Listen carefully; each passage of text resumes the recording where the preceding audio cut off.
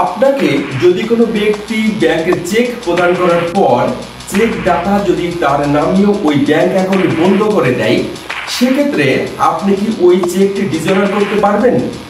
ওই টাকা কি আপনি উদ্ধার করতে পারবেন? কিংবা ওই চেক দাতার নামে আপনি কি মামলা করতে পারবেন?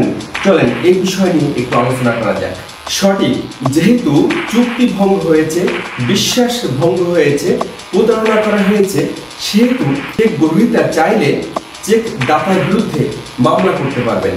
এই মামলার প্রক্রিয়াও কিন্তু একই। প্রথমত চেক গ্রহীতা ওই সংশ্লিষ্ট ব্যাংকে উপস্থিত হয়ে চেকটি ডিজনার করিবে। ডিজনার পরবর্তী সময়ে ব্যাংক স্লিপ নিয়ে একজন অ্যাডভোকেটের মাধ্যমে চেক দাতাকে একটি উকিল নোটিশ পাঠাতে হবে। মনে রাখতে হবে যে এই উকিল নোটিশ পাঠানোর পর একটি নির্দিষ্ট সময় আছে, যে সময়ের ভিতরে মামলা দায়ের করতে হয়।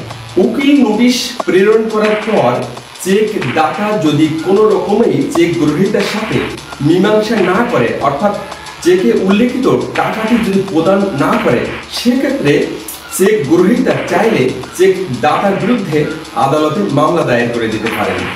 মামলা হওয়ার পর আদালত ওই চেক দাতাকে সমন পাঠাবেন এবং নির্দিষ্ট তারিখে বিজ্ঞ আদালতে হাজির হওয়ার জন্য নির্দেশ প্রদান করিবেন।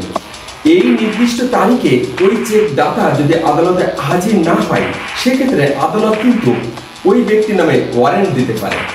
ওয়ারেন্ট পরবর্তী সময়ে সংশ্লিষ্ট থানা পুলিশ ওই ব্যক্তিকে গ্রেপ্তার পূর্বক বিজ্ঞ আদালতে উপস্থাপন করিবেন। এটি যদি প্রমাণিত হয় যে চেক দাতা ইচ্ছাকৃতভাবে প্রতারণা করার উদ্দেশ্যে তার সংশ্লিষ্ট ব্যাংক অ্যাকাউন্টটি বন্ধ করেছিলেন, সেক্ষেত্রে মামলাটি কিন্তু আরও শক্তিশালী হবে। চেকের মামলার ক্ষেত্রে আদালত চেকে উল্লেখিত টাকার অঙ্কের 3 গুণ পর্যন্ত জরিমানা করতে পারে, অথবা 1 বছর কারাদণ্ড দিতে পারে, অথবা উভয় দণ্ড কিন্তু দিতে পারে।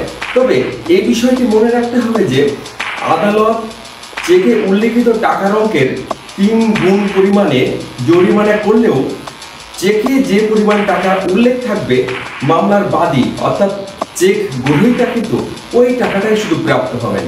জরিমানার বাকি অর্থ সরকারি কোষাগারে জমা হয়। নতুন আইন অনুসারে অবশ্য চেক দাতাকে বিজ্ঞ আদালত প্রথমবারের মতো 6 মাসের জামিন দিয়ে থাকে। এই 6 মাসের ভিতরে যদি চেক দাতা চেক গ্রহীতার সমুদায় অর্থের বিষয়ে কোনো মীমাংসায় না আসে, সেক্ষেত্রে চেক দাতাকে হাজতে গ্রহণ করে থাকে। দোষী সাব্যস্ত হলে আপিল করার সুযোগ আছে, তবে সেক্ষেত্রে জরিমানা অর্থের 50 ভাগ অর্থ জমা দিতে হবে।